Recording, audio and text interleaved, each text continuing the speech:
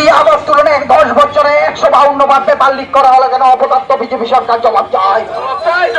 এই যুক্তি আবাস তুলনায় 10 বছরে 152 বার পেপার লিক করা হলো কেন অপদার্থ বিজেপি সরকার জবাব চায়। সারা দেশে ডাক্তারি ভর্তির যে সর্বভারতীয় পরীক্ষা, সেই পরীক্ষার প্রশ্নপত্র ফাঁস হয়েছে আজকে কমপক্ষে 2 মাস আগে।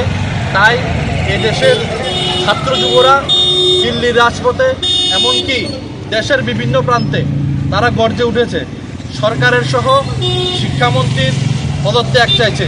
তার মধ্যেই এই মোদী সরকার দেশের ছাত্রছাত্রীদের উপর, সচেতন নাগরিকের উপর যেভাবে পৈশাচিক আক্রমণ চালাচ্ছে দেশের বিভিন্ন জায়গায়, এবং আমরা দেখতে পেয়েছি যন্তর মন্তরে যেভাবে নারকীয় ব্যবহার, তার সঙ্গে পৈশাচিক ব্যবহার চলছে, এটি কোনোভাবে কাম্য নয়। তার জন্য আমরা যুব কংগ্রেস এই দক্ষিণ জেলার, তারপর আমাদের জেলা কংগ্রেস, সবাই আমরা এই পৈশাচিক আক্রমণের বিরুদ্ধে আজ সরব হয়েছি।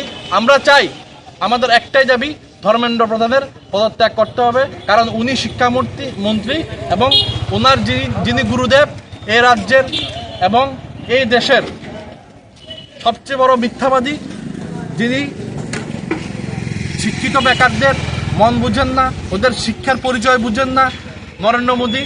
আমরা সামনে ওনারও পদত্যাগ চাইব। এবং যিনি অমিত শাহ স্বরাষ্ট্রমন্ত্রী, এই পৈশাচিক আক্রমণ দেশের বিভিন্ন জায়গায় করছে ছাত্রছাত্রীদের উপর এবং যুবকদের উপর, অভিভাবক এবং দেশের মানুষের উপর, সেই অমিত শাহরও আমরা পদত্যাগ চাইছি। আমরা যুব কংগ্রেস আগামীতে আমাদের আন্দোলন আরও তেজি করব। আমরা চাই এই দেশের যিনি শিক্ষামন্ত্রী কেলেঙ্কারির সঙ্গে যুক্ত, নিট কেলেঙ্কারির সঙ্গে যুক্ত, ওনার পদত্যাগ। আমরা ধর্মেন্দ্র প্রধানের অবশ্যই আমরা সবাই মিলে ওনার পদত্যাগ চাইছি, আগামীতেও চাইব।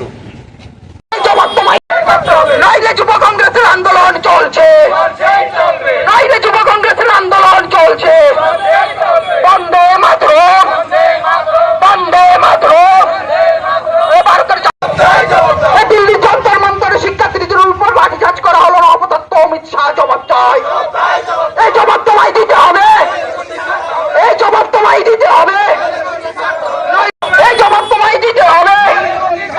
নইলে যুব কংগ্রেসের আন্দোলন চলছে, এই নইলে যুব কংগ্রেসের আন্দোলন চলছে। বন্দে মাতরম, বন্দে মাতরম, বন্দে মাতরম। এই জবাব তোমায় দিতে হবে, নইলে এই সংগ্রাম